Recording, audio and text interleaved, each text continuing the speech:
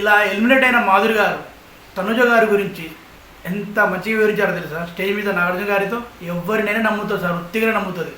అంతెందుకు, నేను వెళ్ళి ఒక రోజు 2 రోజులు కాలే, నన్నే ఎంతో హార్ట్ఫుల్గా నమ్మి కౌలించుకోవడం, ప్రేమ మాట్లాడడం, రాజా రాజా అనుకుంటూ ఎవరినైనా శత్రువులైనా 1 రోజు 2 రోజులు ఎవరైనా కోపంగించుకుంటే శత్రువులుగా, ఆమె అలా కాదు సార్, 1 రోజులో ఒక పూటలో మర్చిపోతుంది.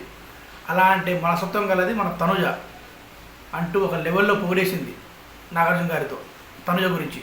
ఆమె పెట్టుకున్న బంధాలు బయట ఎలా పోర్ట్రేట్ అయ్యాయో నాకు లోపలికి వెళ్ళిన తర్వాత అసలు నిజం తెలిసింది. ఆమె మనం ఊళ్ళో ఎట్లా మాట్లాడుకుంటాం, మామ, అల్లుడు, బెదరాన, అలాంటి బుద్ధి మన తనుజ సార్. అంతే తప్ప ఆడ గేమ్ పరంగా బంధాలు సృష్టించుకోవడం తనుజకు రాదు. అక్కడ నేను గ్రహించింది వేరు, బయట జనాలు చూసేది వేరు. తనుజ ఇప్పటికీ నెంబర్ 1 ప్లేస్లో ఉంటుందని నేను అనుకుంటున్నాను సార్ అని నాగార్జున గారితో తనుజకు మాధురికి ఉన్న సంబంధం, బాండింగ్ గురించి చక్కగా వివరించింది.